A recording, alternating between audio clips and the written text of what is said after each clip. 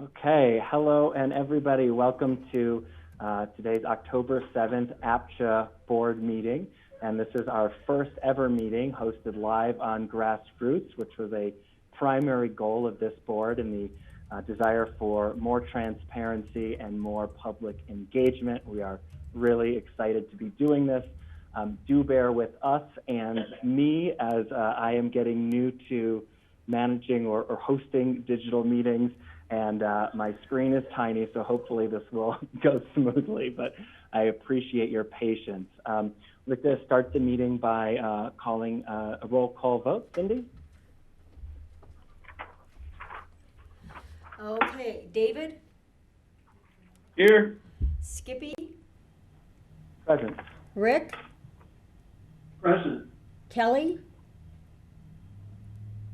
Yes, I'm here, thanks. Carson? I'm here. George? Here. Rachel? Here. And it looks like John is absent. That is correct. Thank you. Wonderful. So almost a full house. We will begin with public comment. Public comment is limited to 3 minutes for reasons of equality. I did not get a list with anybody ahead of time who wanted to comment. So I'm just going to open up the floor. If you are part of the public and you're here to speak, just speak up and we'll take it one at a time.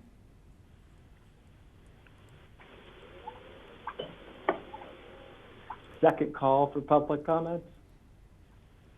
Third call for public comments. All right, we are going to close that period and we invite all of you back next time to do so. We'll turn now to Executive Director's comment and an update on our director search. Mr. Chairman, may I share my screen? Yes, you may. Okay. And Cindy or Maddie, can you give, thank you. And someone just give me a thumbs up when you can see it. See it. Great, thank you. And it's on my left screen, so if you see me looking over there, that's why. First and foremost, thanks to GrassRoots, and actually a special thanks to Cindy Christensen. I know this took a lot of work to get it going. Cindy and Maddie and a whole crew from GrassRoots are over at the BOCC, so we appreciate the use of that room and getting this on TV. First, I will be providing you later on with an update on the APCHA budget and the home track budget, but I did want to give you a heads up that I sent out a flyer today to the board, and we'll be getting hard copies of this that we can provide you with. But it's intended to help you communicate about home track and why we're doing it and what it does. And I'll tell you, Cindy, Bethany, Andrew Miller, and I, we went through and scrubbed this a few times for making sure it doesn't oversell, right? So these are the real benefits of this system and what people will really be able to do and how it helps both the organization and helps, importantly and most importantly, helps community members. With regard to the search update, the items in green on your screen are the ones that have been completed. So prior to after the last board meeting, a couple days after that, I met with John Peacock. I had met with Sarah Ott already, and both of them were really supportive of the direction we were going in. And last week we published Shanna Brobeck and I. Shanna is the new Human Resources Director for the city, and she's taking point on this recruitment with me, and we're fortunate to have her on there. So we published that, and all of those responses are going to be due October 22nd from the recruiters. And that's not only getting posted to BidNet. I went through and identified 10 very good recruiters that I know of that are experienced in finding people who are great management people. And I've expressed to a few of you that I really appreciate the opportunity that the city and the team has given me to participate as part of the team. I've got a much better view of what we need to hire and what to look for. The next one, and I'm sure that Skippy can't possibly see this was in your packet, so what this is an updated recruitment timeline. And I'll tell you, I'm working with Shanna on, the two of us are leading the Wheeler Executive Director search, and we're a little bit ahead of this schedule simply because of when that became vacant. And the one thing that I added as a line since you saw this last was that we give the recruiter an opportunity to update the timeline, because they've got real experience in these specific areas, and giving them a chance, because while it's important to get somebody on board as soon as possible, it's more important to hire well than to hire fast. This does right now have this as a new person coming on board in March.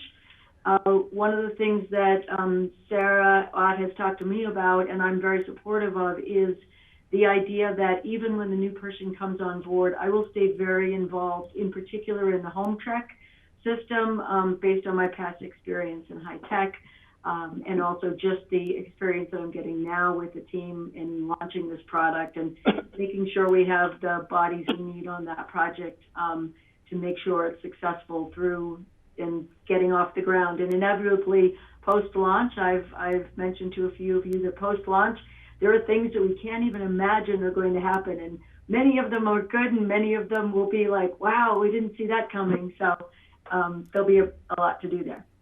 So before I move on, any questions on the recruitment or the timeline? Looking for hands if you have questions. Seeing none. Diane, I do have one question. In speaking to board members over the last 2 weeks, there's sort of different levels of desire for if and how the board would have the opportunity to either meet or interview or some way interact with potential candidates. So I wondered if over the next few weeks we could maybe get a brief from you of what the expectation is, as is, so that we can review that and just see if that aligns with what people's expectations are? We can, although I'd ask that I can give you some idea based on my experience with the Wheeler, and obviously this board is different. The Wheeler they have different powers and duties as boards. I can tell you we will want every board member to have a role. We will want every board member to meet, and I don't know at what stage we'll want to do that. But one of the things that's really helpful is recruiters, because we've been in really a COVID situation since about March, they have some great experience. It's likely these recruitments will be either all virtual or virtual until the final round, which actually in some ways makes it easier to involve a lot of folks in the process. So at minimum, I imagine a special session specifically for the APCHA board, and obviously it'd be a public meeting, but that targeted, and whether that be they give a 10-minute introduction and then there's a Q&A with the board. Don't know what that looks like yet, and I am looking for good ideas, and we'll steal whatever ideas we get for the Wheeler for this as well. Okay, so maybe a neater way to handle it would be just to say to all board members, if you would be kind enough, if this is an area of importance to you, to type up a quick email for your suggestion of what that could look like and just send it to Diane in the next 2 weeks. Would that be helpful, Diane? I'm not going to set up those. I don't want to determine exactly what it looks like yet, because, for example, I've got a meeting Friday with the Wheeler recruiter, Shanna and I do, and we're talking specifically about this topic. So I think what would be good is if I could bring to you, hey, here are 3 ideas that we're working on, and get feedback on those, just because we're probably at least 3 months away from when that would actually happen. Perfect. That sounds great. Awesome. Thank you. And thanks for, we are going to want input and want to know how you want to participate too. Awesome. Wonderful. Anything else for us, Diane? No. Ready for the next agenda item, Thank you. I will try to unshare my screen. Good luck. Oh, isn't that really how it goes? Stop sharing. Hey, that works great. Seamless. Thank you. Awesome. So the next thing on our agenda is Board of Directors comments. And in no particular order, just as they show up on my screen, I will go to Rick. Yeah, thanks, Skippy. I also want to thank you for reaching out to us all last week and getting our comments about our goals and concerns and any suggestions going forward. I think that was very helpful. Thank you. Also, it may come as no surprise to the board, but I thought I'd let you know that I've been got involved in this lawsuit, the latest lawsuit by Mr. Mulcahy as a defendant. His claim of relief because of my conflict of interest being on the working for the ski company. And then the only other question I had is how are we determining our start times? I don't know whether it's 4 o'clock, 5 o'clock. How are we doing that? I'm trying to schedule my day, and I just don't know how this is, what the protocol is for determining the hour of start. I'm actually glad that you asked that because I was a little confused as well. I'll talk about it in my comments, but I will be sending out an email to you guys to clarify and memorialize that so it's repetitive going forward. Great. Skippy, you may want to have Cindy give a brief response because we do have some meetings coming up where, and I can tell you, last week they were going to, or the last meeting, they were going to start at 5, and then we found out that 2 folks who needed to be on the call had parent-teacher things, so we moved it to 4. We have some meetings where the BOCC will be meeting on the same night, so we may need to start those at 4 or earlier. And I don't know if you want to have Cindy add anything? Anything that you have to add, Cindy, please go ahead. Otherwise, in the meeting that we have, the 3 of us, next week, we're going to talk about all this. And that's fine. The meetings in November and the one in December that we have, we do coincide with the Board of County Commissioners. Usually they're done by 5, but I don't see us starting probably any earlier than 5 o'clock. But again, I think it's up to the board. Some of the meetings, if they go really long, if we go past 7 o'clock, it's been hard on staff because we start at 8 o'clock in the morning, or some of us start at 7 o'clock in the morning. But it is, I think we just need to know where the board would like to, what the best time is to start, because I would agree that we need to be consistent. Okay. Let's discuss this offline just so we're not doing a doodle poll live, but it sounds like for Rick's question, 5 p.m. on the next one. Right. Great. Okay, George? No comments, thanks. Dave? No comments at this point, thank you. Rachel, ex-birthday girl. Yay, ex-birthday girl. But thank you all, and no comments tonight. We'll keep moving along. Great. Carson? Keep it rolling. I don't have anything to add. Kelly? I have comments. Good. So I want to circle back to the request that we all received about scheduling a hearing from an appeal from the hearing officer. So I want to make sure that we honor that request. And in the course of that effort, I ran into some confusion about a quorum and how this board defines a quorum. And so I think it's important that we get on the same page about that. My reading of the quorum was taken directly from the IGA, but then I got some different input that conversations with, I don't know I just don't remember if this board had it or if it was a carryover from the prior board about a quorum preference being 4. So I was of the impression that 3 was a quorum and I was available and Carson was available, and I don't know if anyone from the city was available to have made that quorum for the, so there's still that outstanding request for the hearing, and then we couldn't have the hearing because we didn't have a quorum because there was confusion about the quorum. So I want to clear that up. Cindy, do you want to chime in?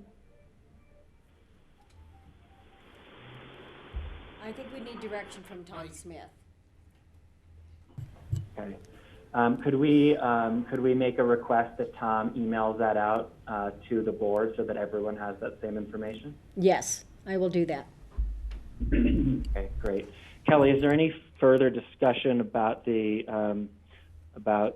sort of proceedings for that hearing that you want talked about or discussed by the board, or was it just to bring that to our attention and ask the quorum question? You're on mute. Sorry. Yeah, I think the quorum question, I think, needs to be figured out because it's pretty clear in the IGA to me. So if we have a working agreement that departs from that, let's be clear on that and make that publicly known. And then, I don't know, there was a timeliness aspect to this person's hearing request having to do with a bid on a lottery happening Monday.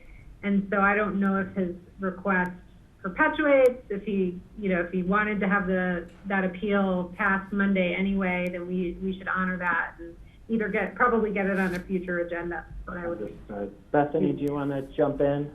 Yeah, sure. I'm happy to talk about the hearings. I think I'm next after consent calendar.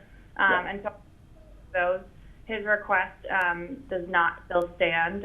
We've asked him for that. He would like to chat with you at a future board meeting, and we can talk about that. But he does not need a hearing at this point. And Tom did provide us with guidance last week that you need a majority for a quorum, so that would be 4 people. Look for some further guidance from him on that and get that all out circulated to all of you. We can make that clear, Bethany, and also which 4 it needs to be, because it was my understanding that you one of each elected. I'm not sure if that's correct, but just having said that would be great. Okay. Kelly, does that cover what you were hoping? Yeah, I think my math is just a little different. Yeah, no, I agree. 5 is our board, 3 community appointees, 2 elected appointees is 5, and then alternates, which I guess I'm not clear if they get counted in the quorum, but 6 need to clear it up. Tom will get that up to all of us via email. Awesome. Diane, that's a... Sorry, because I became a presenter, I lost the ability to raise my hand. A question that we'll want to add, and I don't know if we can get board direction on this if it's not on the agenda, but we would like to hear from the board. We expect to get a lot more hearings, and Bethany will cover this a little bit in her piece. Does the board want us to offer to someone who is in a situation where there's a time need, a time crunch? Does the board want us to offer to figure out if we could do a special meeting? So that's a question we need for the board. Diane, I will mark that to come back to in the next section, just to be respectful of the agenda. Cool. George, I saw a brief hand. Did you have anything you wanted to add? Oh, I was just going to mention, in terms of the quorum, it requires that you have elected from C and elected from LCC to fill out that quorum. Yeah. Okay. And an alternate obviously could fill that spot. Cool. Thank you for that. Okay. Did I miss anybody on board comments? No? Okay. So then just for myself, just being very brief, I want to thank you all. I'm sorry, the first thing is, Rachel, happy 60th birthday. Thank you. Thank you for your decades of service. I greatly appreciate you, as I'm sure it does everyone on this board. So thank you. Yes. Secondly, thank you to all of you for taking significant time out of your busy schedules to meet with me and share your perspective, get me caught up over the last couple weeks. I have taken everything that I've learned from you. I have sat down with the mayor to learn what he's learned from hosting public meetings, and I've kind of gone through the last 7 years of notes I've taken on public meetings and process, et cetera, and distilled all that, and have begun to work with Carson and Diane and Cindy on a variety of ways that we can improve our public process agenda so that we can do what I heard from all of you, which is get to the work, be efficient with our time, and get things done. It will take a little bit of time to roll that stuff out, but I just want to say thank you for playing a really critical role in that process. So that's all I had to say today, which would move us into the consent calendar, specifically the minutes of September 16th. Does anybody have any changes to note or would like to make a motion for approval?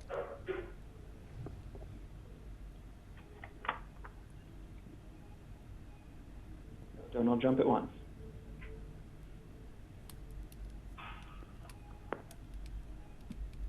I move to approve. Sorry, I've got George's hand up here.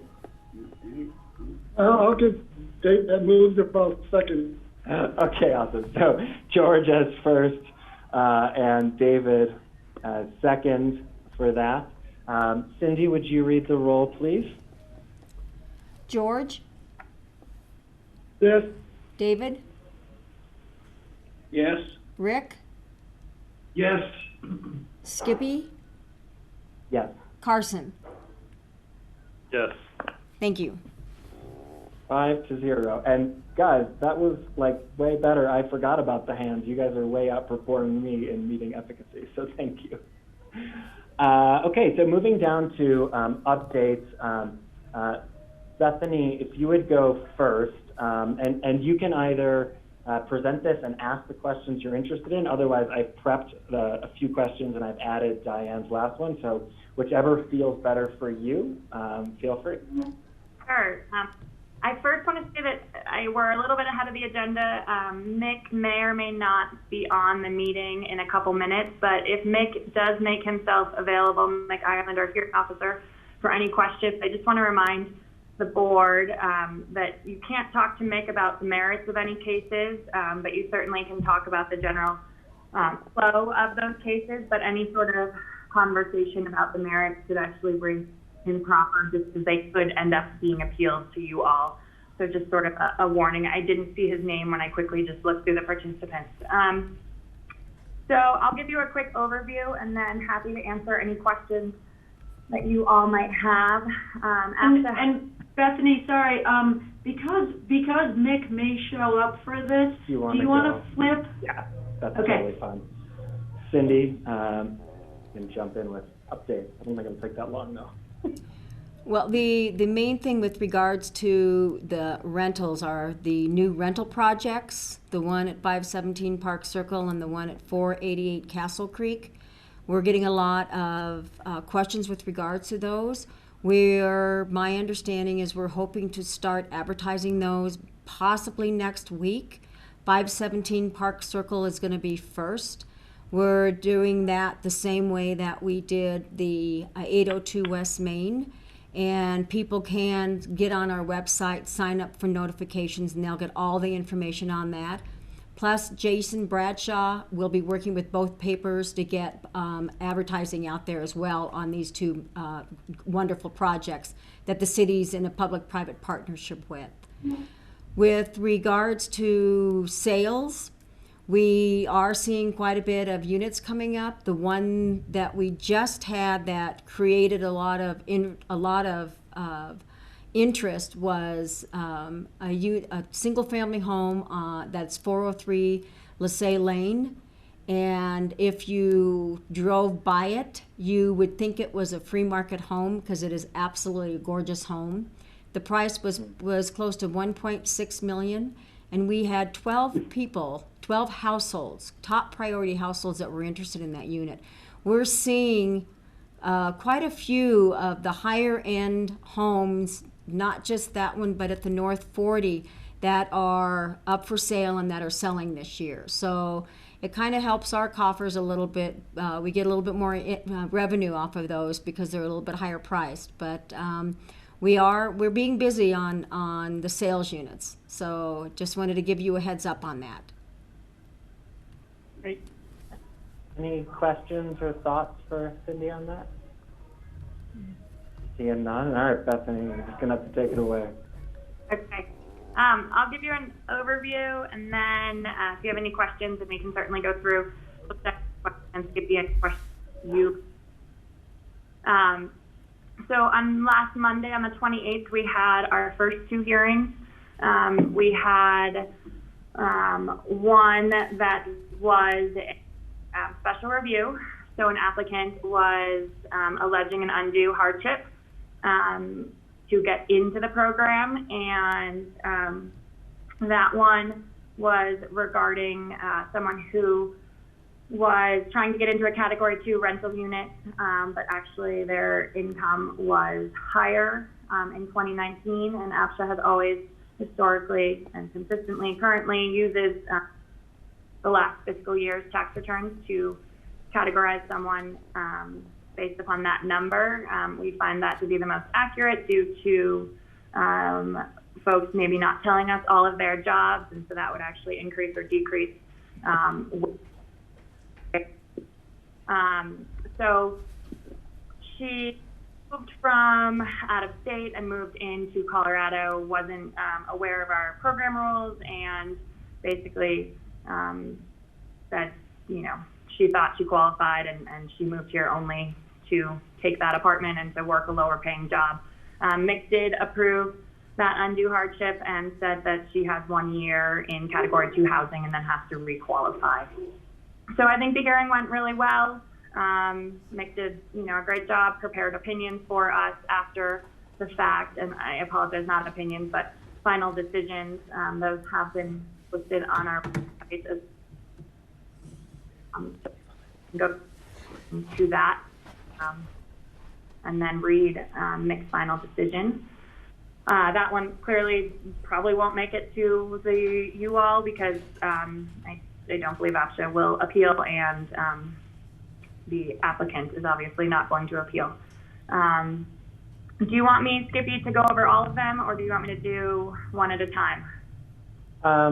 Do we have any questions or feedback on this first one first? Okay, Bethany, for the sake of this being our first exercise, let's go through each one at a time, and then I'll take feedback from everybody following, and then in the future we may or may not do it differently. Okay, I can do that. So the other one that we had last Monday on was an ownership unit, and APCHA had received a complaint that the owner had been short-term renting their unit via Airbnb. We were provided with the link for Airbnb, which was, I will say, helpful. Makes it easy. Cindy and I usually pull through Airbnb to try to figure out if units match our units possibly. So it was easier to have the link, I will say.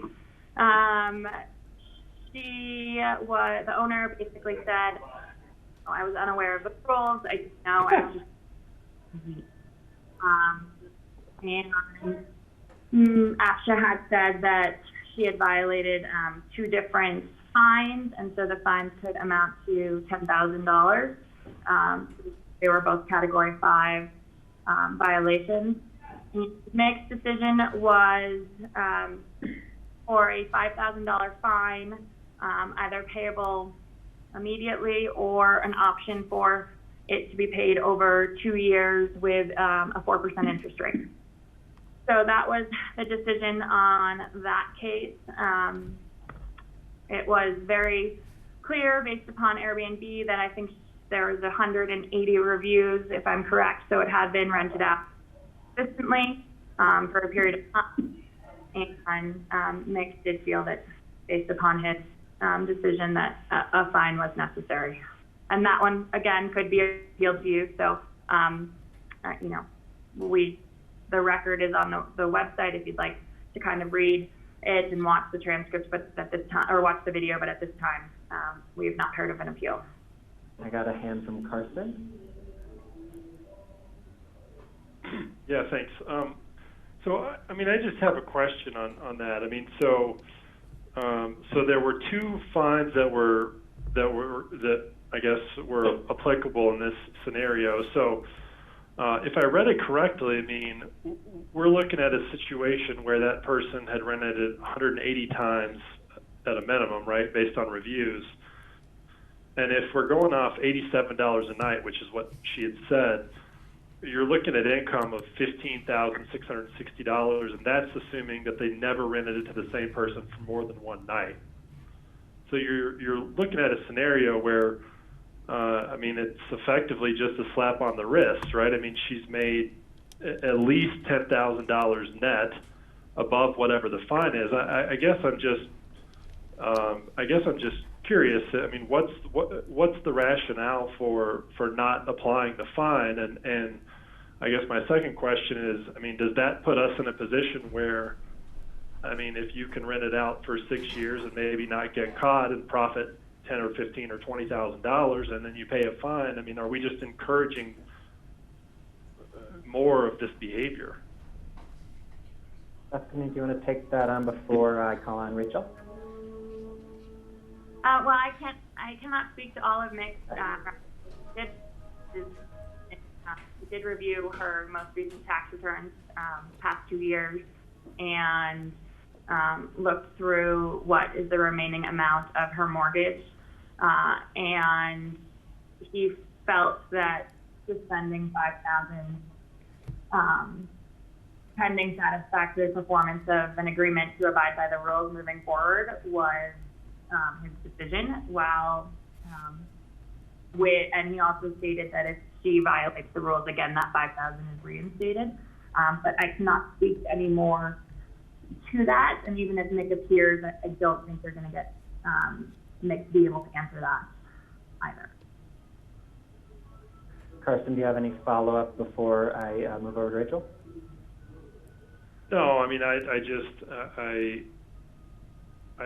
think the fact that she was given the opportunity to not sell her unit and pay a fine, I mean, even if the full $10,000 had been assessed, there's still a net profit from renting out APCHA housing, which, that's obviously something we want to discourage. Rachel? Yeah, Carson, I think those are great points, and I think as you ease into things, sometimes it becomes a little more clear, and I don't know what the logic was behind it, but I think that is a calculation. Should someone be caught doing something like this, that should definitely be part of the decision-making process. You're right. What I was going to say is, and maybe this is something that Diane at some level can help out with or check in with Skippy, is that we're putting in a new system through our finance department for the short-term rentals licensing and beds. And we've been told that it's going to have a crawler on it that will constantly go through the listings of multiple short-term rental services. And that way we'll be able to target people who are renting their free market units. And I don't know to what extent we've planned to try to integrate that with, and I see Bethany shaking her head, yes, vigorously, to try to integrate that to keep an eye on APCHA units now. But we're finally going to have the tools that will be automated and not be manual, one person trying to scroll through these and match pictures with units and so on. So I think we're going to be a lot further ahead on this really soon. Diane, can you speak, or Bethany, can you speak to that? Oh, Bethany should take it. We've worked with Pete, and I'll let Bethany give the full description. I've been working with in finance this spring, working with him to at least make sure APCHA is brought into the fold. As soon as it is up and running, finance will upload APCHA addresses into the system so that there is a ping if an APCHA ownership unit or rental unit, for that matter, is short-term rented. So we will be, as Rachel said, kind of further ahead in the game. We won't have to be hopefully digging through Airbnb pictures and VRBO trying to match them to units that we might own. So it's really exciting. I think it's probably not going to happen until November, December for APCHA's addresses probably to be brought in. I know finance is still working on getting the system up and going with COVID. Beautiful, yeah. Thank you. And Phyllis, I see a hand from you. Yeah, Bethany, the county also has a contract with MuniRev. So I know there's a couple of APCHA units that are unincorporated Pitkin, so let's add those into our listing. That would be great, Phyllis. Talk to you offline and figure out next steps on that. And just let me add that in addition to all the work that Bethany's done. Bethany, Pete, and I were going back and forth last week, and that's why we actually know about that it's probably as soon as November that we'll be exchanging data. And I'll tell you, without the home check database, we wouldn't be able to do this. Got it. Tom, I see you hopped in and have a hand up.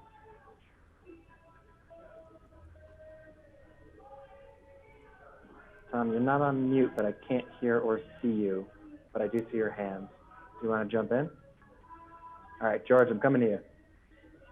Yeah, I'm just curious, Bethany, what was the fines prior to us raising those fines for something like this? There's no fines. Or no fine. So until March 1st, no fine.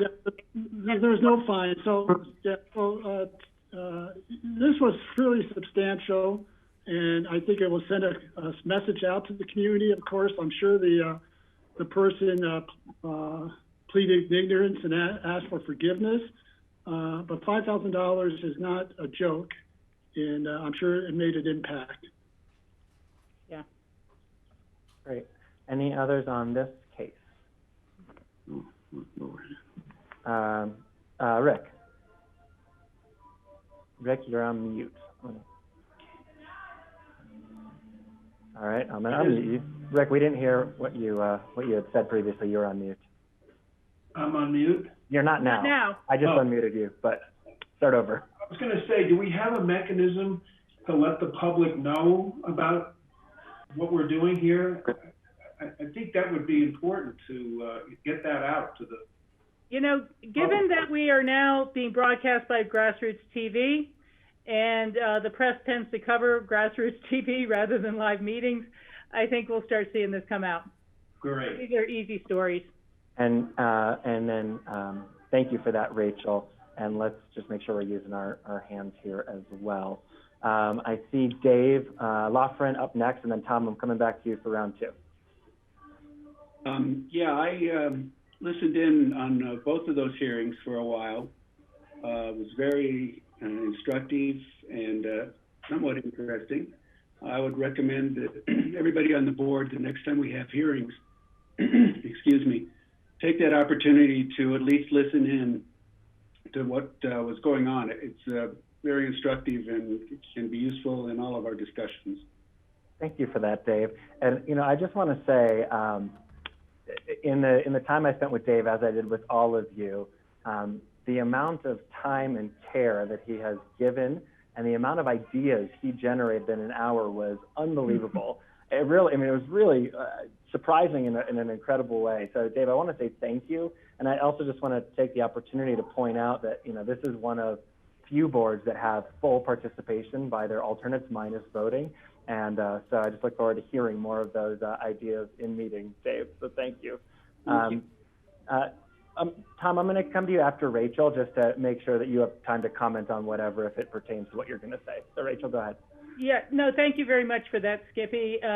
With you being chair, I'll probably never get that voting privilege again, but separately, I was just going to actually ask Tom Smith if he wanted to comment on Dave's comment, because I'm not entirely sure that if people may be able to appeal to us, should we have been listening on the initial hearings or not. Yeah. So that's something Dave can Tom can let us know in the future. Turn it over to Tom now and just say, Rachel, that you know you have my ear and Okay. My utmost respect on opinions. All right, two things. First, I got some emails about whether or not, a question about quorum, and I responded by email, and then I thought, well, I'll sign into the meeting and see if there are still any questions about that. Would you just, for all of us, let us know what quorum is and is not? A quorum is 3, but the number is 3. And my analysis or whatever, my take on the composition of the board is that there are 3 categories. There are elected city representatives, elected county representatives, and non-elected. And the regardless of where the non-elected come from, whether it's city or county, they're all in one category. And can you still hear me? Yeah. Yeah. All right, I got a strange picture on my screen.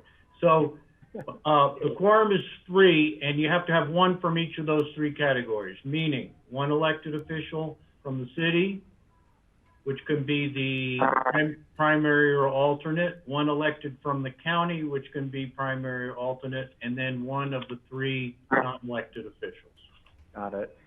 It's like you have that. Yeah, and that's helpful. If that's not, just a little straw poll, if that's not clear to anyone, raise your hand. All right, it looks like we are all clear on that. Thank you, Tom, for signing in and letting us know. So on the other question, it's an unusual situation, and I mean, the question poses an unusual situation. If there's an appeal from the hearing officer to the board, it's on the record. So on that basis, a member of the board who is listening or is attending the hearing officer's hearing isn't really hearing anything other than what's going to be presented in the record, except for nonverbal communication, right? Which occurs, and it doesn't get shown on the record. So, and I don't know if I've never read anything or seen any law on whether that's a problem or not. I suppose another question would be whether the presence of a member of the board, has even a silent member, has some impact on the participants, whether it's the appellant, the staff, or the member, or the hearing officer.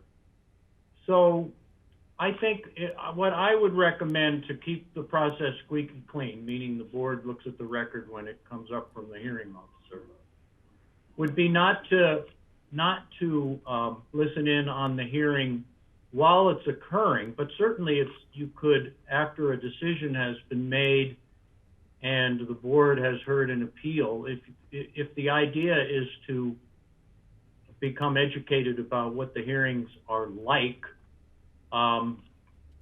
listen into it after the fact when it's over. Watch it after the fact when it's over. That way can be no accusation that the appeal to you has been tainted by some sort of ex parte communication. Thank you, Tom. George?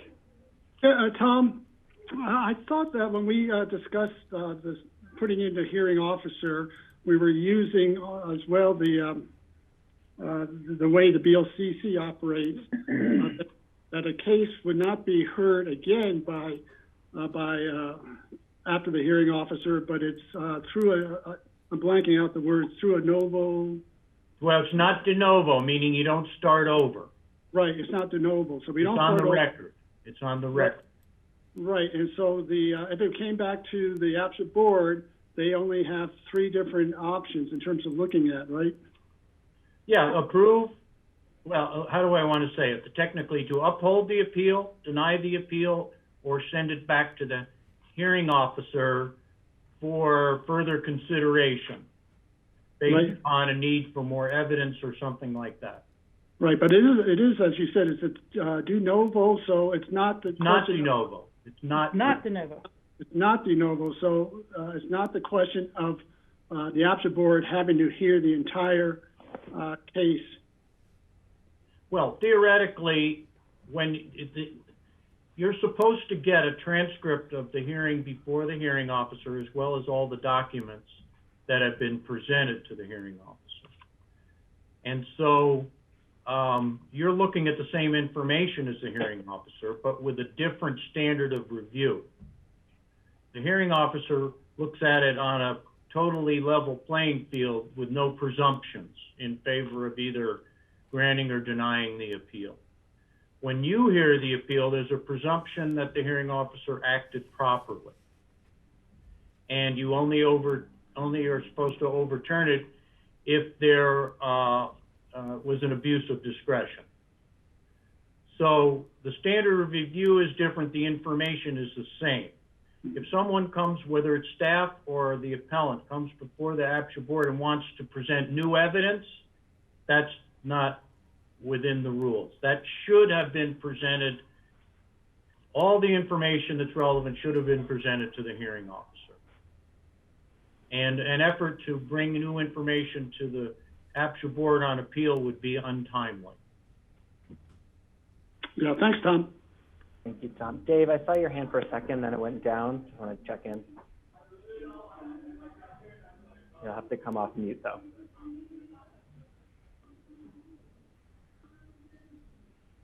You are still on mute. Do you need, Skippy, do you need me for anything else, or? I don't think so. Okay, because it didn't look like there was anything on the agenda that required my attendance. So. That was the recommendation from staff. Okay. Much for popping on. All right, so I'll sign off. Okay. Thank you, Tom. You bet.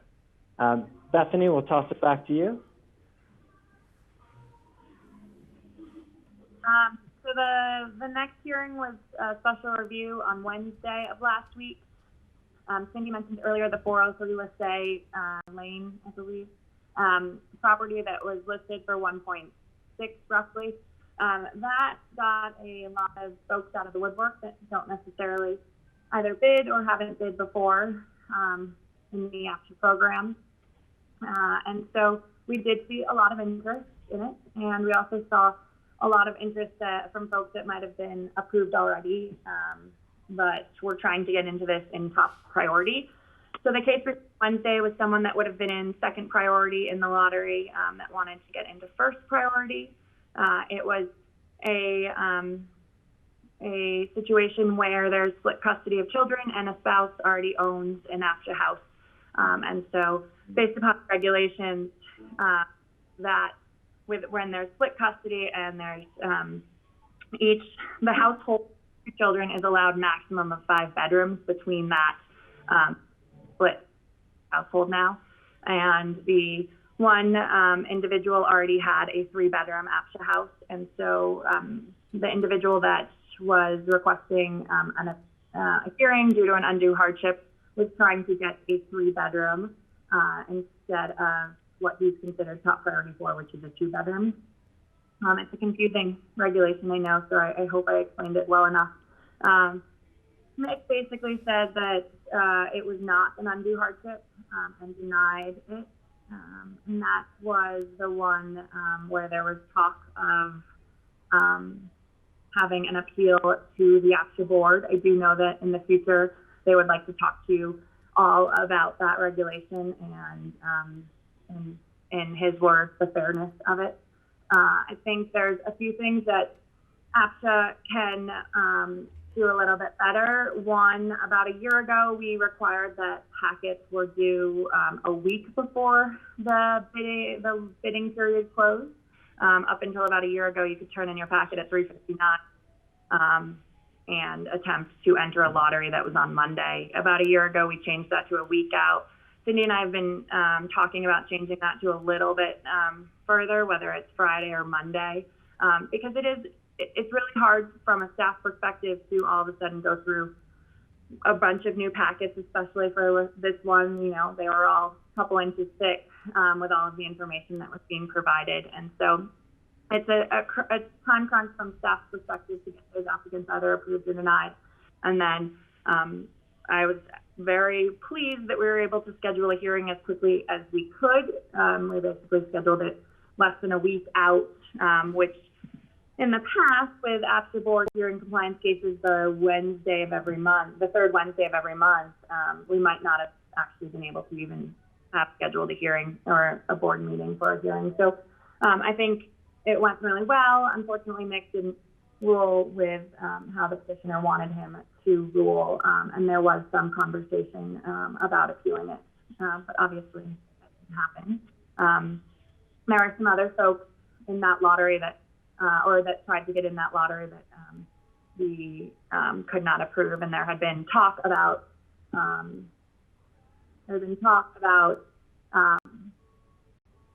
requesting a hearing, but by that point it was already Wednesday afternoon, and we couldn't schedule a hearing. So hopefully we can require packets due a little bit earlier. So. Got it. Thank you, Dave. Sorry. Yeah, Dave, I see your hand. Do me a favor though. If you have a question about this or the previous hearing, ask it now. If you have comments about whether we should or shouldn't be calling stuff up, I will make sure you are first when we ask that question. Okay, cool, I figured. Any questions about this third hearing?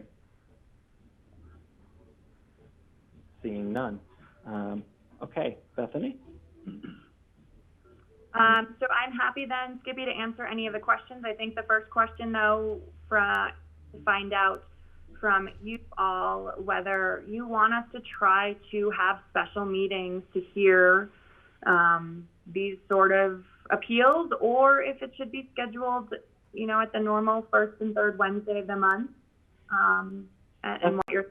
Bethany, let me ask you a question just to orient our conversation. I was thinking we were going to be discussing two questions here, but maybe that's not within the purview. What I thought were the two questions were, do we want to call up or review, whatever the nomenclature is, at all? And then if yes, do we want to have a rush procedure for things? Are we talking about both of those, or is that first one already decided and we're just talking about the second?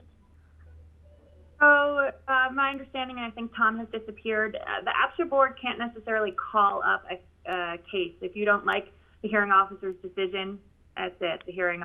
I misspoke, review at the request of.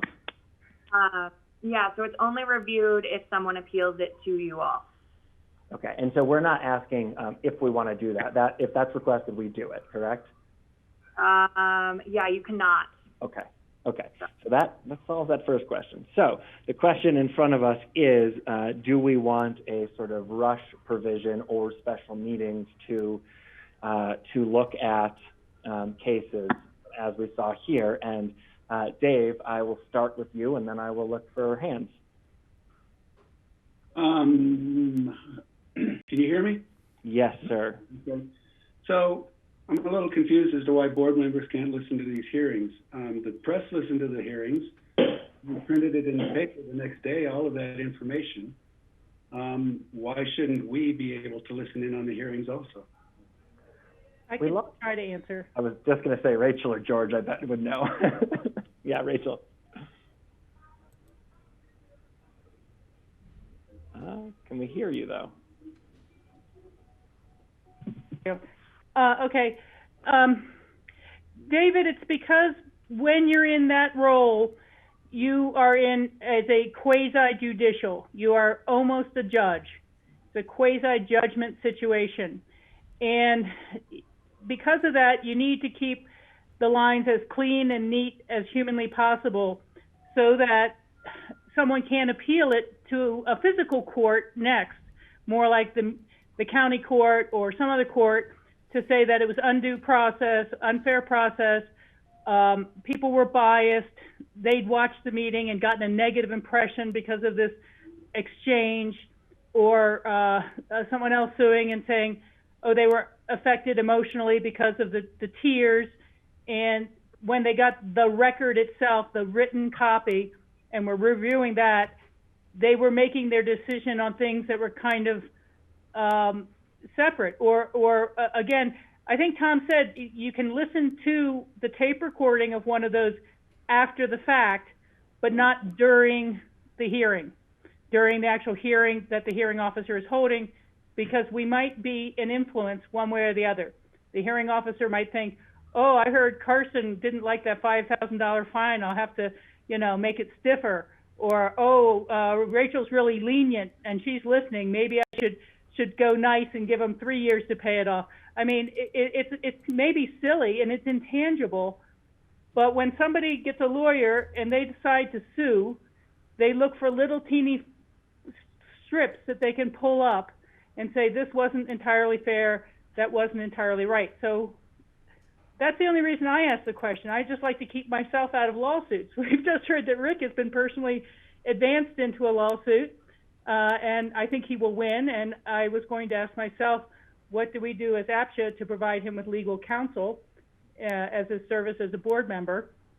But it's just you can watch it afterwards. You just can't be even a blind participant in that meeting if you are later going to be potentially hearing the appeal. Thank you for that, Rachel. Counsel in kind there. Dave, does that make sense to you? And does it make any material difference to you to watch a recording versus a live stream? I understand it. I don't think it makes sense to me, but I understand it. Okay. But it's all going to be printed in the paper the very next day. So it's, you know, I certainly can go along with it, but it seems rather convoluted. Got it. George? Yeah, it's not printed in the paper word for word. It's not printed in the paper by expressions. The paper only captures highlights. And as Tom Smith talked about, you're in an ex parte situation. You may be able to, as Rachel said, observe or hear something differently that the other board members will not have the ability to hear. So, you know, if you want to stay out of a lawsuit, you want to stay out of trouble, just don't do it. Because if you do it, and then it comes for an appeal, you'll have to recuse yourself. Yeah. Fine. Okay. Well, thank you for all taking that on. So back to the kind of question at hand, which is, do we want to have a sort of, let's call it a rush or special meeting scenario? I'd love to hear from somebody who thinks yes and someone who thinks no. Could share your opinion. I see Rachel first.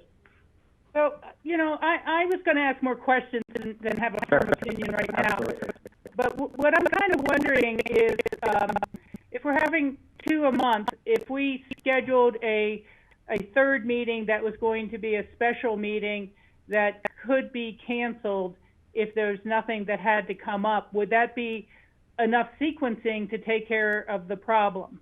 And then, if you know, so that if it came up timely to go to one of our existing regular meetings, we'd have it. But we could basically schedule a third Wednesday each month and then cancel it if not needed. I mean, I'm just trying to think about other options like that rather than scrambling to say, is there a quorum, you know, for this Thursday or next Tuesday or something, you know? Bethany, can you speak to that from what you know about the sort of frequency and timeline of these? For example, more scheduled as of right now, so I can't say how frequent they're going to be. I did send out the notice of investigation today, and I'll send out a notice of violation tomorrow, I think. I guess I was just thinking that you were only asking about this extra special review for cases that may have timeliness related to lotteries and things. Yeah. Versus the other ones don't really have a time is of the essence aspect. Correct, and I think the hard part is when they're timely, we don't necessarily know, but it's good for us to be able to set expectations too, to be able to say, look, you know, the APCHA board's chosen to have 2 meetings a month and to hear the appeals at that time, or to be able to say to them, you know, we can try to get a quorum, see what would happen. You know, it's twofold. A lot of times when they're on timely, it's because they've never, they haven't necessarily entered the system yet, and they're waiting till the absolute last minute, and everything kind of gets pushed, you know, is super tight. So, you know, I don't know if that helps or hurts or. Okay, the only last comment I would make, and George will have fond recollections of this, but we had some appeals that ended up really being very long hearings, you know, very long decision making. And so I think a lot of it has to do with the workload we all want to get accomplished over the next year. That's one of our future topics on the agenda.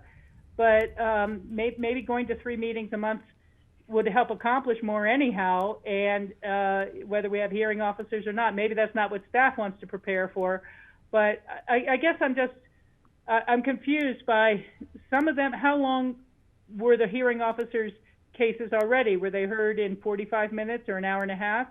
Will it take the board an hour to review each one? And if so, then we probably need special meetings, or our other work will just get pushed off to the side. I would say one other additional piece is, in order for it to even get heard by the board, whoever's appealing has to provide the board with a transcript. So they have to take the recording from the meeting, which I think in this case they were all under 45 minutes. They would have to have that transcribed, provided to the executive director, and then we could bring it to the board. So there is a piece that, you know, may or may not have even been able to have been accomplished by last Friday, let's say, if we had gone down that route.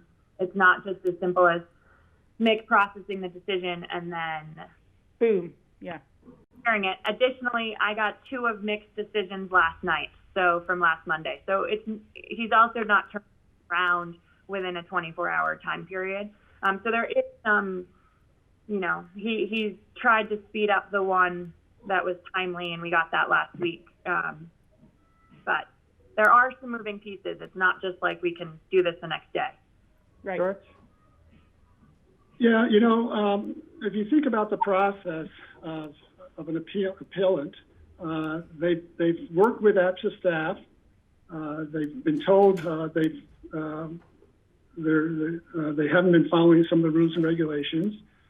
They had a chance to go to a hearing officer, and then they still have a chance to appeal. However, when it gets to that appeal, I think it's really important that the entire board gets to hear that. Because someone can say, you know what, there were only 3 people there, and I didn't have a chance to express my case in front of the entire board. And this is serious enough because the next step would be that person would have the ability to take it to a court.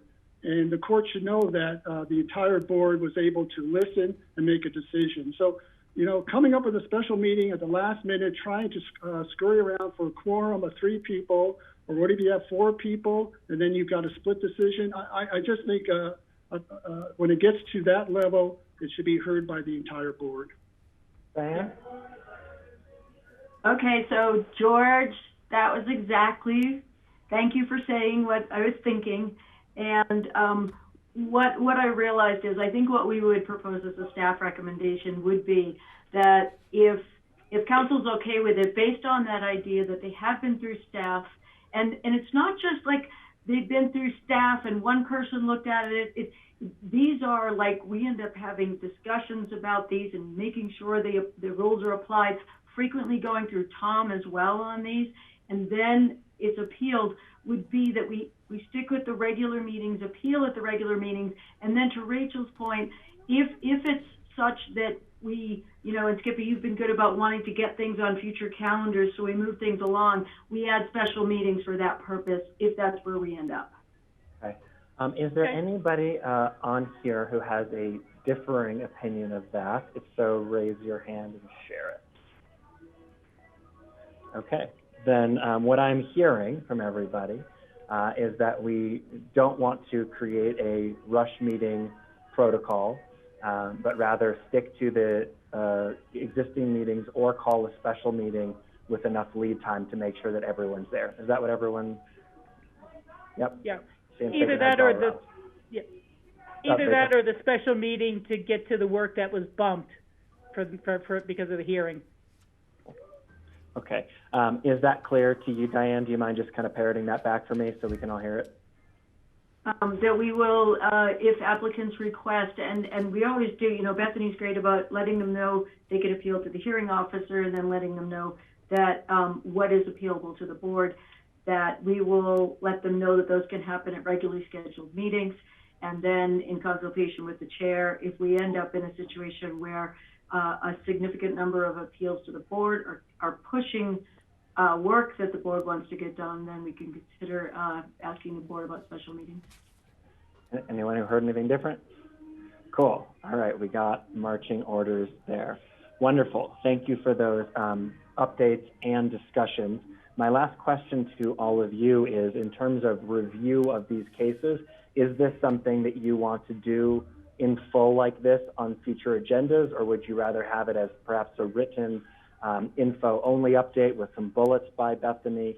Is there anyone with a strong preference that would like to share that?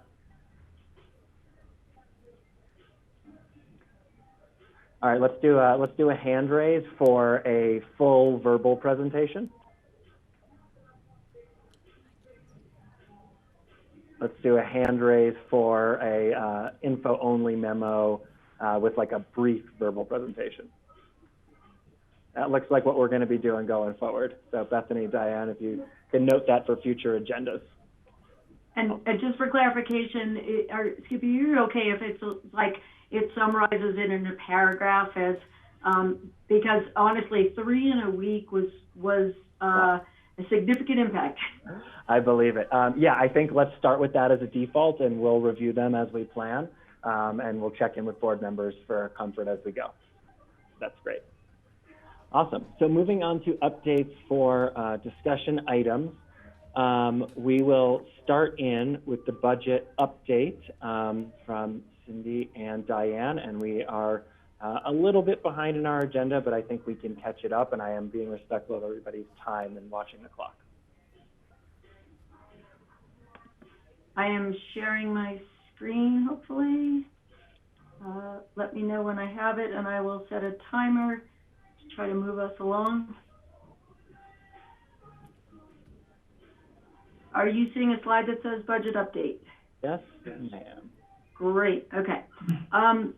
Let me start by saying, from a process perspective, the reason there's not a ton of information in your board packet is I was hoping to do a high-level presentation today and more of a discussion and Q&A opportunity, and then so high-level review, home trek budget talk, go into a deeper dive on that, and then have the board let me know what additional information do you want. Do you want the detailed giant spreadsheets on budgets? We can provide you with that.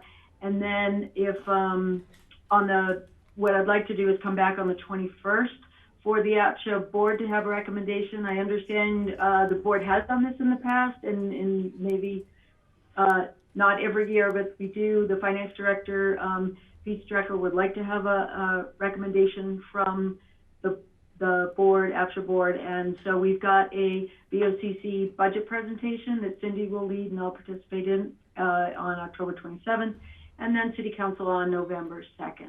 Is that schedule work for everyone? Anyone raise your hand if that doesn't work? Looks like we're good. I'm confused. Oh, all right. Yeah, no, today we're going to have a budget presentation next. Is that correct? Yeah, so I'm going to walk you through the budget and particularly the home trek budget.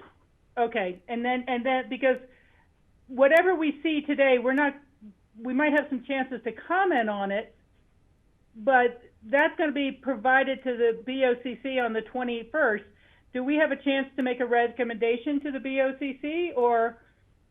Yeah, so your next board meeting's the 21st, and so while Cindy and I will provide okay, I'm sorry, I was misreading the memo. I thought we were presenting to the BOCC on the 21st. So, okay, gotcha. Got it. And I'll tell you, for my preference, it's a little tight, but I am in week 6, so I'm starting to feel like I'm learning budget processes for city and county. So, so yes, we are in agreement. Great. And help me, and Mr. Chair, help me to remember to ask for what additional information do people want before we close this out. I will do that. When it comes to the APCHA budget itself, there's no real news here. We are recommending a flat budget. In conversations with the city manager, county manager, and the finance director for the city, there has been some discussion about going in with, we did submit 5% and 10% budget cut proposals.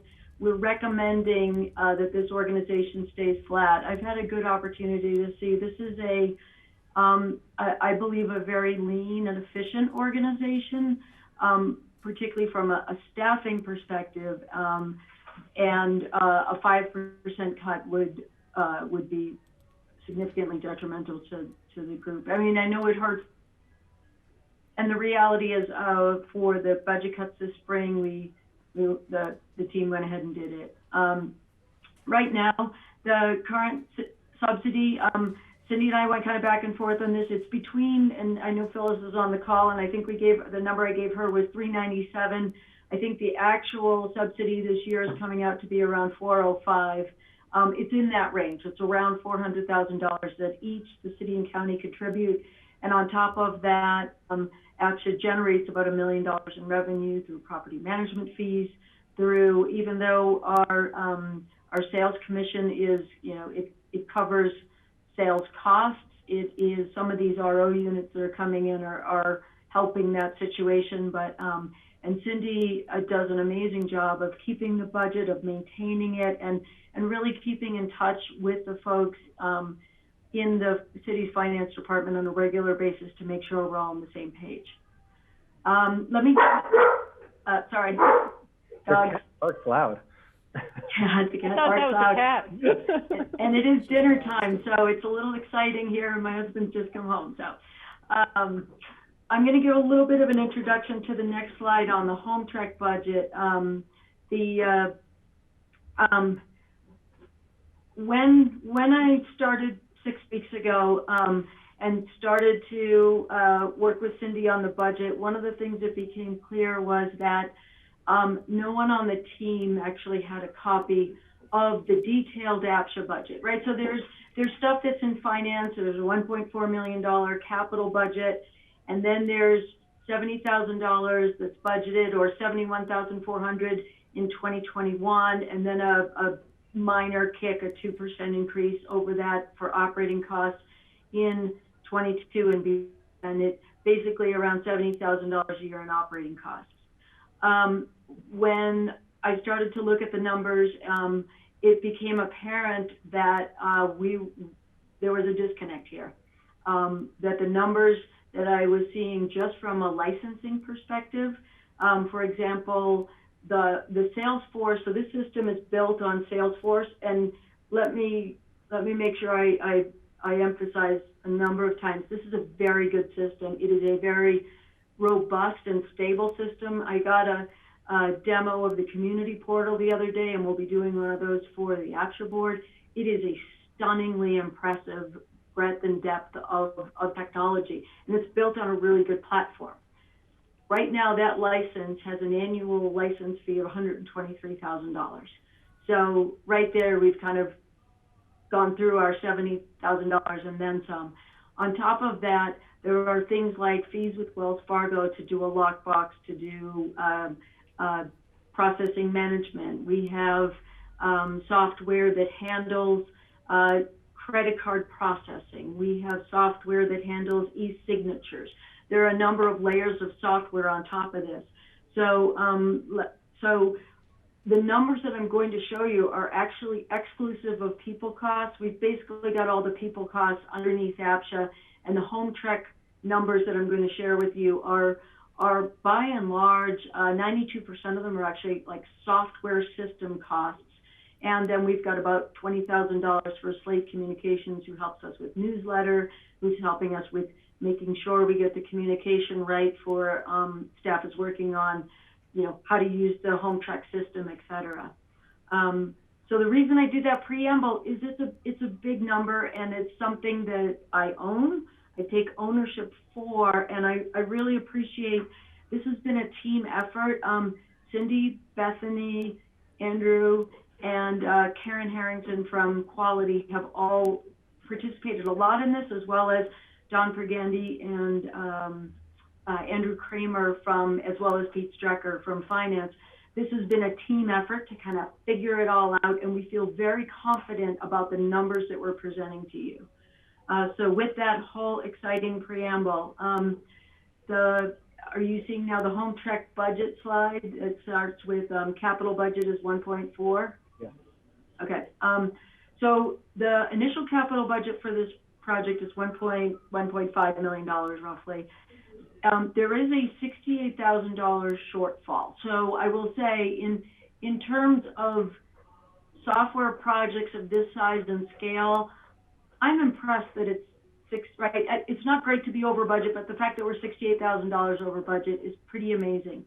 Now, if the powers that be, including the board, BOCC, and City Council, said no, you need to figure that out, we do have some money that's unspent that we're still in development and will be until January.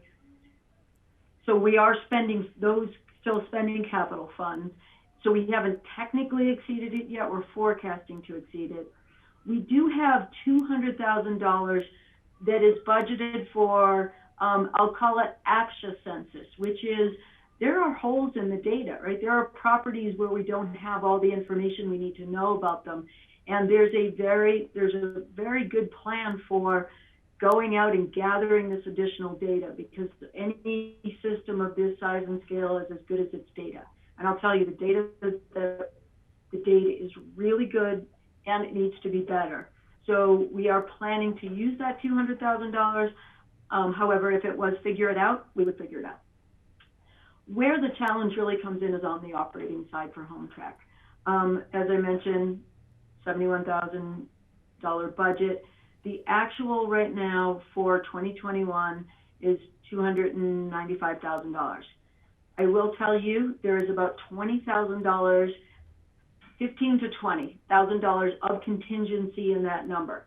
So that's, I mean, that is a super skinny, I think it's a 6% contingency, which is not a huge contingency. I think we'll need it, but I've been over these numbers. We've been over them 20 times, and we even have included in here things like, we have a $600 fee for MailChimp.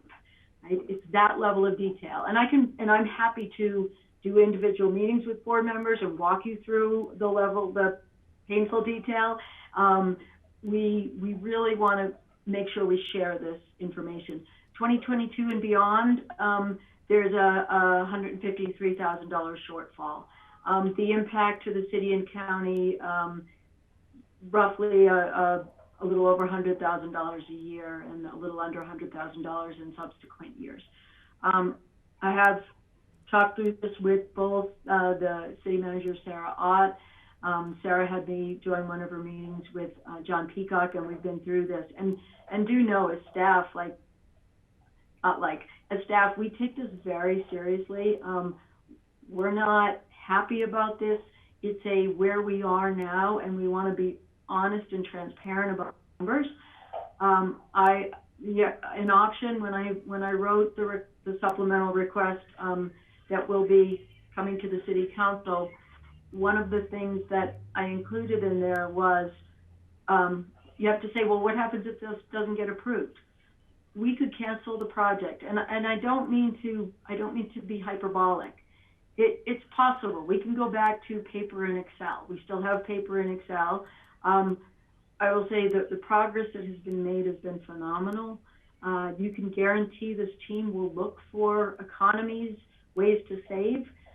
We believe that Mike Kudrowski's initial plan was to cut expenses and then to license this product. And I'm aware of the licensing exploration simply because going through some of Mike's old email, and I did get an outreach from a Summit County, Colorado housing person who said, hey, in August, what should we put in our budget for this? I was talking to the owner's rep yesterday, and the Hexaware project, as I understand it, Hexaware contract, and they're the people who write everything that's on top of Salesforce, the custom system, that is written so we can license it. I will tell you, licensing software is a big deal. I don't think it is something we could execute in 2021.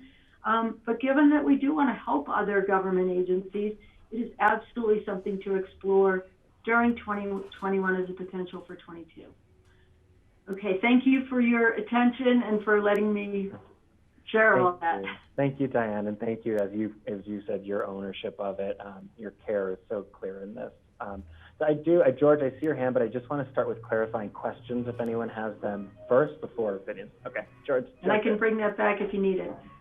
Diane, my question is the additional $112,000 coming from city and county, is that included in the approximately the 405,000 K subsidy? No, it's not. It would be over and above that. Oh, okay. So 405K plus another 100,000. Yeah, it's somewhere around 5, and we'll be in the next couple weeks getting completely solid on exactly what that number is. And then going down the road, further down, you're seeing at least another 77,000 each year for how many years? Forever?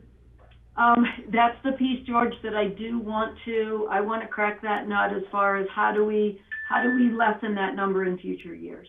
I do believe, at a minimum, I think we could explore, in my discussions yesterday with our owner's rep, she helped Grand Junction do a version of licensing, which is simply, hey, you can use the code that we develop with this company. We don't do any work with you, but you can use it for $10,000 a year, right? We're looking at licensing potentials. We'll be talking with SIPA, so we will be beating the bushes as to how we can reduce this. I want to be very realistic though, that I don't think there's potential to reduce that number in 2021. Yeah, and then the other side of the coin is how can we generate new and additional revenues through APCHA to help offset and decrease these subsidies from the city and county. And we've had those preliminary discussions in the past, and I think for this board, I think it's going to be very important to think about, certainly from the county's point of view, because our money comes out of the general fund. Okay. Kelly? Thank you. Yeah, thanks, George. You know, any money that we're putting towards this can't then go towards building housing, which we have some projects we would like to do too. So I guess I'm wondering, Diane, you know, who is the circle of people working on this now, and was this a surprise to everybody? A surprise to me and I think others, but I want to just sort of ensure that we, you know, are in a place to not have any more surprises. I'll give you my perspective. The reality is I know moving forward, I don't know backwards. I do know Mike had, and this is both knowing Mike and having talked to him about this project, as well as reading emails. He owned this project, right? And he owned the budget. And we don't have a copy of what he had, and we don't know exactly what he was thinking. We have some ideas, but we don't know exactly. Going forward, so my approach has been, out of need and also my style, is involve the whole team in this. I want everyone to understand the numbers. And honestly, there's been awesome ownership by what I consider kind of the APCHA leadership team. They've been amazing in it, and actually we've gotten terrific help also from the city's quality office. Melissa's from the city and county staff, Melissa and Rebecca, and making sure that we're making, we have shared knowledge and shared decision making. Okay, thank you, because I know staff has been intimately involved in portions of this, so they probably have some good sense of things, how they would need to use it. So thanks. Any other questions for Cindy? Cindy, I don't see any hands. I have a question, which is the recommendation you are looking for at our next meeting. Does that simply look like a, yes, we would like for council and BOCC to find these monies, or no, we would not and we'd like to scale back or mothball this? Or are you looking for any additional recommendation which could look like rationale for that response and or where that money could come from those bodies? I think it's right in the middle of what you just said. I think because of the piece about home track, right? I by no means want to ever underestimate the magnitude of this. I also don't, I still believe it is a project worth funding, and it is money well spent. So with that, I actually believe that what we'll need from the board is both a recommendation on the APCHA budget, just straight up, and then I would like actually a separate recommendation on the home track budget, simply because I want to have APCHA's voice there for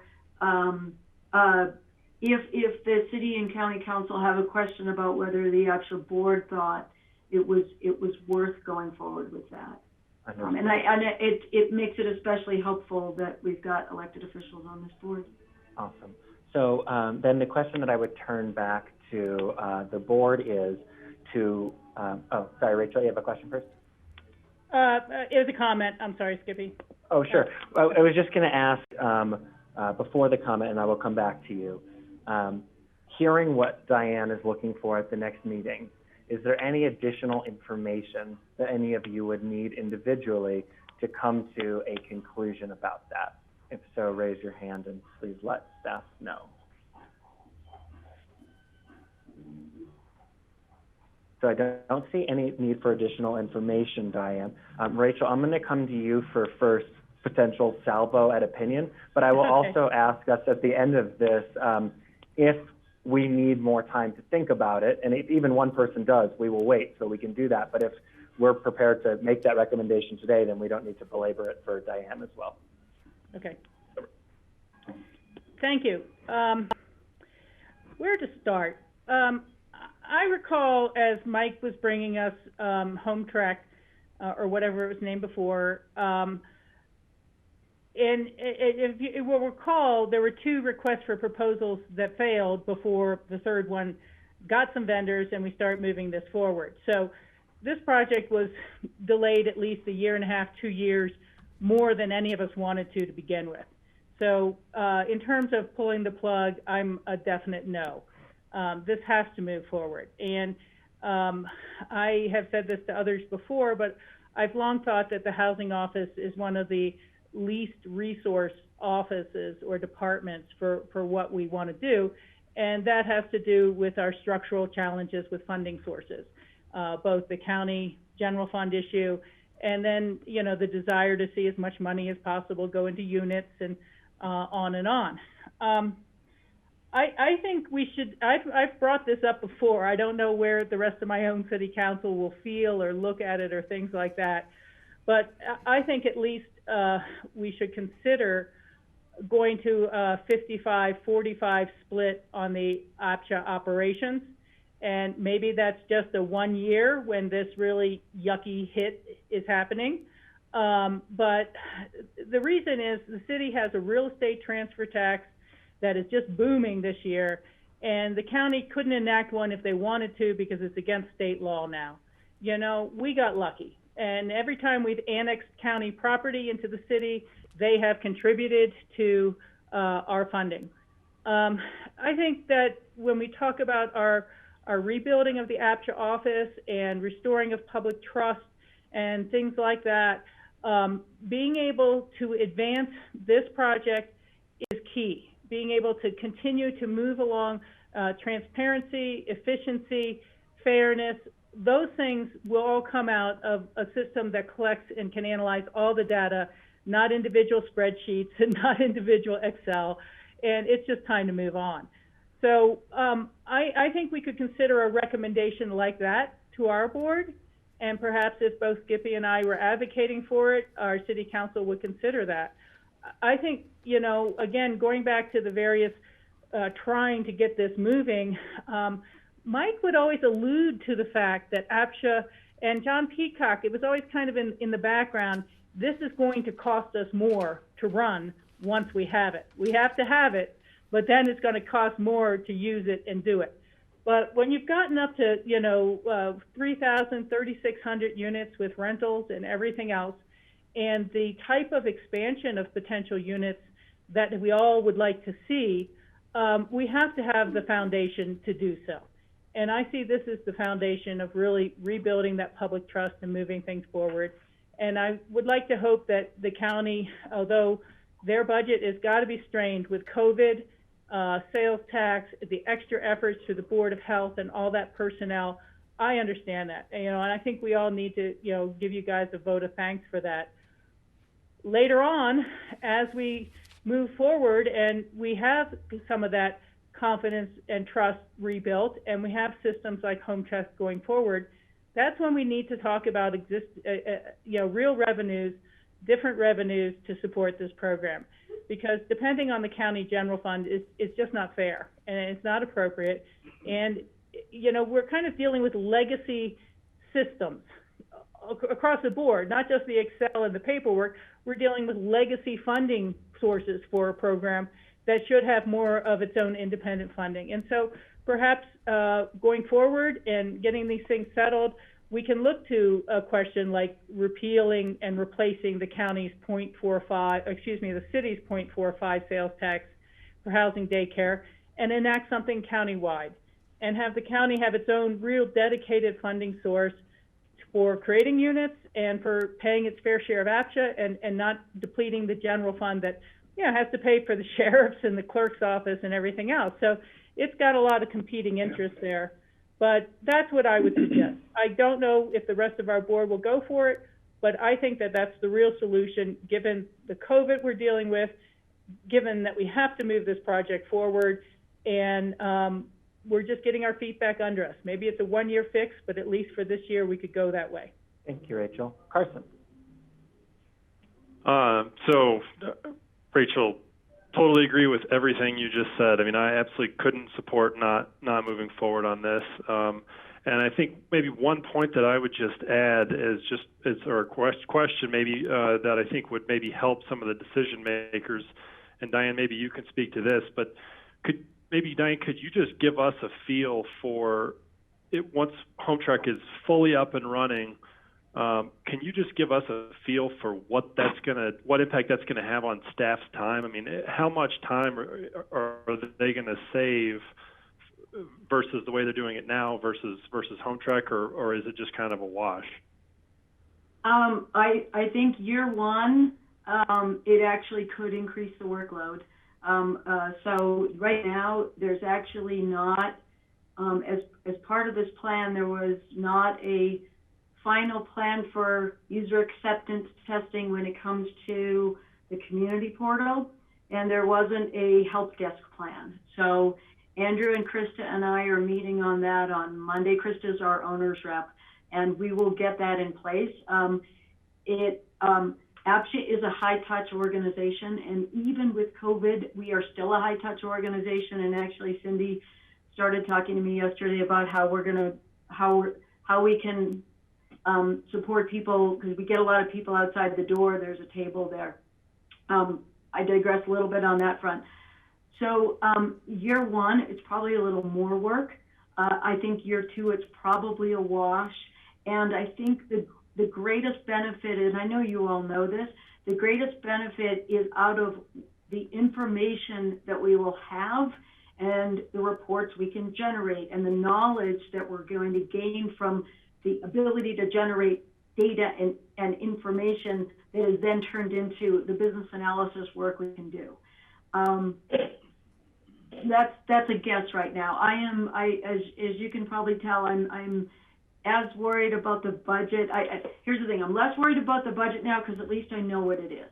I get a little bit nauseated every time I talk about it, but the help desk is going to be a big deal, and we are going to, everyone's going to be trained on it, and we're going to need to have a plan that really supports people in using it, because it is the breadth and depth of the system is a level of complexity that may be challenging. However, while it may make paper intake, it doesn't make qualifications necessarily easier. It does make easier some things like if somebody goes on, if they request a leave of absence, their appreciation stops, and the calculations and machinations that our team has to go through to calculate that based on the year, et cetera. Did you want the long answer, Carson? I think they're doing great. Carson, is that's what I was looking for. I mean, I didn't really have a feel for that, so that's helpful. Cool. George and Kelly, I do see you, but Sarah has her hand up, and I have a hunch her comments may precede your questions or thoughts. So Sarah, do you want to jump in? Thank you. Hello, everyone. It's good to see you again. Hi. I do want to let you know that the county manager and I have talked about whether the subsidy split should be recommended to be changed in 2021. And in those conversations, the county manager really wanted an opportunity to talk with the BOCC before much time was spent on modeling that so it could be taken into consideration of totality of what the situation is with the general fund, as well as letting City Council have a chance to look at that in comparison with its own affordable housing development priorities and what the long-term impact of that change would be. So I want you to know we've begun conversations, but just really thought it was premature to move it at the staff level until the county manager had a chance to check in with the BOCC in their budget conversations. Awesome. Thank you, Sarah. And the straw poll here amongst two members is open to that. Yeah, Kelly, do you want to jump into the straw poll on the other side? Yeah, thank you.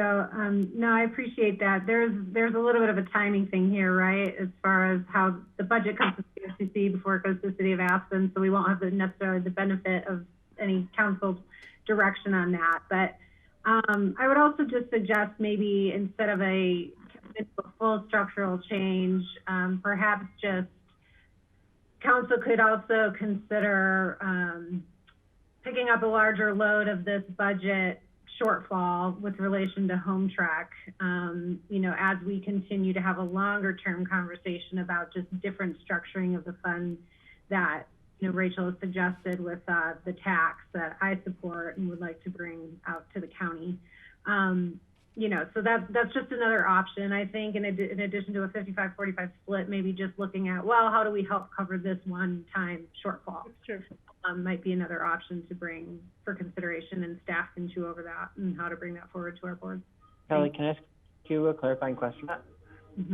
So I see the baby step of like sort of the one-time thing. Would you envision that is a 45-55 for this year and then to look at that, or do you think that split may be different in that time and we should just suggest that there is a staff to look at a split that's not 50-50? Yeah, I don't know. I mean, I think, I don't know what the fair number is. You know, I don't know, you know, just how big of a windfall in the rat there is and what that compares with your plans for how you want to use that too. So it wouldn't be appropriate for me to tell City Council what I think the right. But we'd listen to you. For the home track shortfall. George? Yeah, I was just going to follow up with Sarah's comments. I'm certainly not ready to make a decision here. I think the BOCC needs to have a discussion with our county staff, and at the same time, I think the City Council has to have that discussion.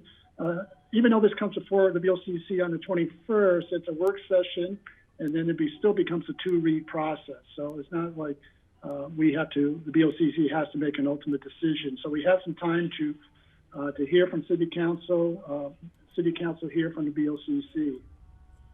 Awesome, thank you, George. So far I'm hearing that we'll be checking back on the 21st, and I'm hearing a lot of alignment around keep home track as is, find the funds somewhere, and consider some alteration of the funding balance that would increase City Council's relative share. I haven't heard from Rick or Dave, so does that sound good to you, or do you have I shouldn't say opposed, do you have differing views on that? Well, I join Rachel and Kelly and everyone else about moving forward with home track. You know, we're too far down the road to throw the baby out right now. And with respect to the shortfalls and the windfall that the city has had this year, I'm wondering if the 45-55 split is going to be enough in this 1 year. I'd be supportive of something even more dramatic than that. Heard. Dave, do you have anything you want to add? You're on mute, Dave. Can't hear you, Dave. There you go. No way we can give up on home track. I mean, I just don't see how we could even do that at all. Yeah, and because I certainly agree with what Rick just said. There seems to be the money available this year, and in that real estate transfer tax, and that could continue right on through next year. So I would hope that City Council would consider that in making sure that APCHA has funds necessary to make this all come together as it's been planned. Great. Rachel? Yeah, thank you, Am I muted? No. Nope, you're good. Great. I just want to say the other alternative, Skippy, as you were summarizing, was, as Kelly said, that potentially we leave the budget split the same and just do a single lump sum and pay the overage on home track. So there's two alternates there that we as a council or others can look at. I mean, you know, I want to be honest, we're a very cooperative board. It's great, and the city and county have good working relationships. We don't argue that way about money, but you know, if you had a different county and they said, well, we don't have the money, we're not going to pay for that overrun, what would the city do then? We would still advance it. You know, we got to advance this. And the thing that I think is it strikes me, relating to all the rest of the work of this meeting and looking at the strategic plan, there's no way you can really get your hands around the capital reserve problem and what workable or good solutions are until you have the information that's going to be in home track. And you have all the different deed restrictions, and you can look at the equity issue of, you know, this person just moved in 2 years ago. Are they responsible for 30 years worth of unpaid maintenance? You know, so this is a linchpin to moving forward. It has to be done. In the scope of the many millions of dollars we're looking at spending out of Burlingame 2, this $100,000 is not going to stop us from building a unit, and it's needed. I mean, it just, again, I've always thought this office is under-resourced for what we ask out of it, and we're going to be relying on it more and more in the future. Thank you. Thank you for that, Rachel. So what I'm hearing is that there's complete, not consensus, there's uniform agreements that we want to march forward with this program in full, that we want to find the money somewhere, and that the next actions will be for Rachel and I, led by Rachel, because she knows infinitely more about this than I do, to take this back to our team next week, and for George and Kelly to do the same. And on the 21st, we will hear from each of our groups what we think is doable for this board, at which point we can make a final recommendation. Does that sound good to everybody? I'd say in consultation with Sarah and John Peacock, but yes. Great. Okay, Diane, does that sound okay to you? It actually sounds better than okay. Sorry, Kelly. Great. Kelly. Yeah, I just, it might be a struggle for George and I to do more than summarize the problem for our board, because, you know, since it is a general fund payment, I don't think we'll have the full benefit of diving into that until we are presented on the 27th. Right? Come back with the 21st as to what the OCC direction will be, and I just, you know, I think we can give them a preview, but they're going to have to look at that budget question in the fuller picture. Diane, if this, to get complete information, if that were to take basically an extra meeting cycle, how does that affect you? Well, I think you're able to, from what I heard today, I think you'll be able to, on the 21st, provide a general, does APCHA think we should go forward with this? Not specifically the how, right? And that's definitely BOCC and county manager in consultation with city council and city manager. So I think they can be somewhat mutually exclusive. Okay. George? Oh, I think it would be really helpful if the city council is able to look at Rachel's suggestion and come up with a different split, and having that information to the BOCC, I think will help move things along a lot quicker. Yeah, okay. We'll have the opportunity to do that, I'm 99% sure, at our meeting next Tuesday, either in board member comments or somewhere else. So I have that circled, and we will circle back. So that sounds like we'll get it on the agenda for the 21st as planned. Any final comments from anyone? Mr. Chair, can you coordinate with Sarah on that? Because I think actually, especially, I don't know enough about the processes yet to know if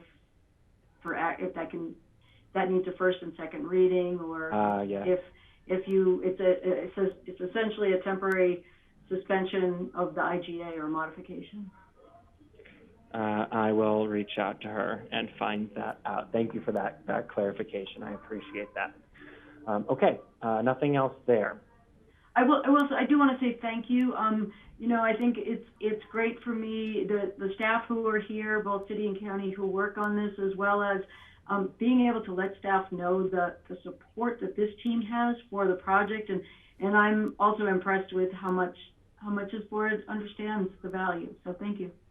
Yeah, and thank you for bringing it to us with total clarity. I appreciate that.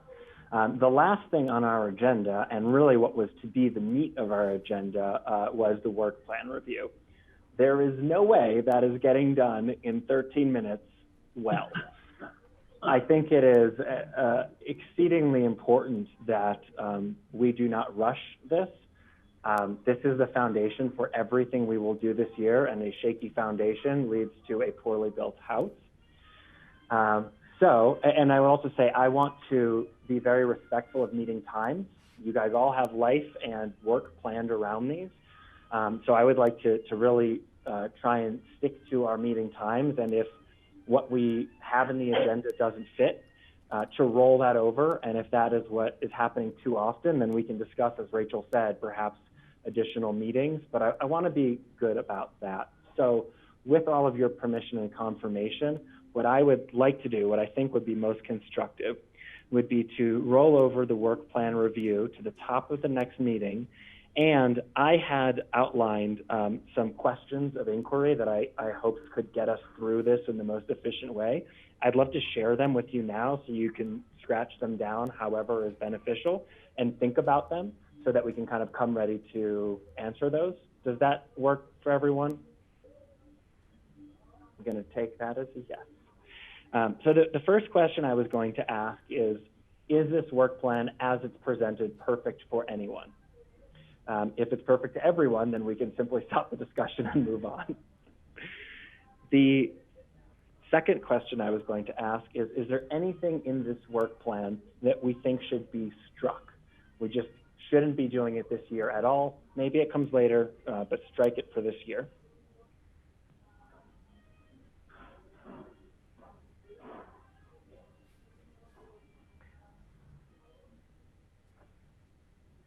The third question is there anything missing that should definitely be added this year? And I'll give you a for instance on that, because it doesn't have to be a whole program. We know staff can't handle that, but it was mentioned twice tonight about funding sources.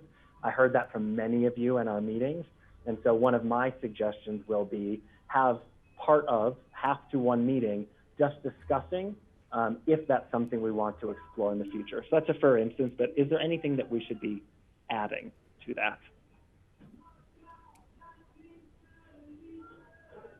The fourth question is, how do we want to schedule or prioritize these things? For instance, if we're taking on capital reserves and guidelines, do we want to do those sequentially, or do we want to do those concurrently?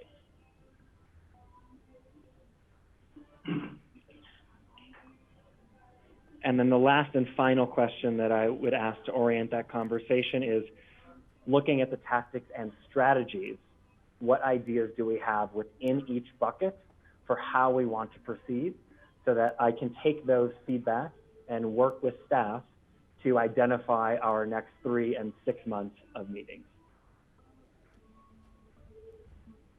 Does that make sense to everybody? Say that again, please. Yes, the last one or all of them? The last one. The last one. Yeah, so the last one is looking at the tactics and strategies, the subpoints. I want to look at each box and ask you guys for your feedback on, does this seem like the appropriate sort of chronological next actions list?